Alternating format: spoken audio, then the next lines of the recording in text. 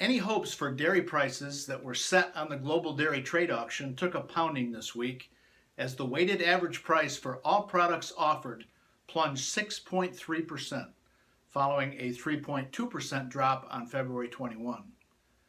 Declines in powder were expected, though, due to New Zealand Fonterra's previous announcement that it was increasing its powder offerings. In its latest World Agricultural Supply and Demand Estimates report, USDA raised its 2017 milk production forecast for the second month in a row based on increasing cow numbers. Production was projected at 217.5 billion pounds, up 100 million pounds from the forecast last month. If realized, 2017 production would be up 5.1 billion pounds or 2.4% from last year. The Class 3 milk price forecast was also raised.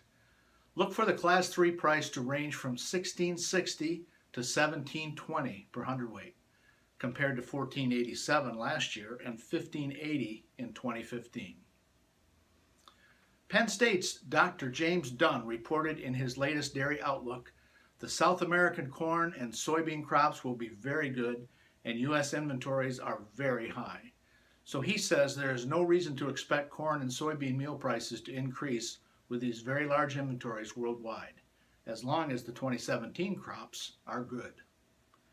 In politics, the National Milk Producers Federation approved a series of recommended changes to the Dairy Margin Protection Program that would restore several elements first proposed for the 2014 Farm Bill.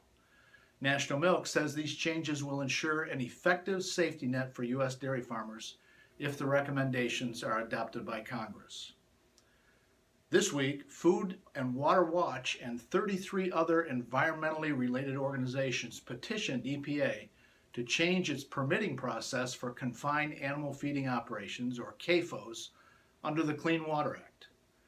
The environmental groups want EPA to hold CAFOs accountable for discharges, particularly of manure, under the Act, which defines these large animal operations as point source dischargers.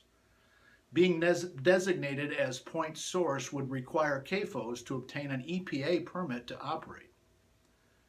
With the big cuts proposed to EPA's budget by the Trump White House, and with the new administrator openly skeptical of any added regulations, we wonder if this proposal will receive any consideration.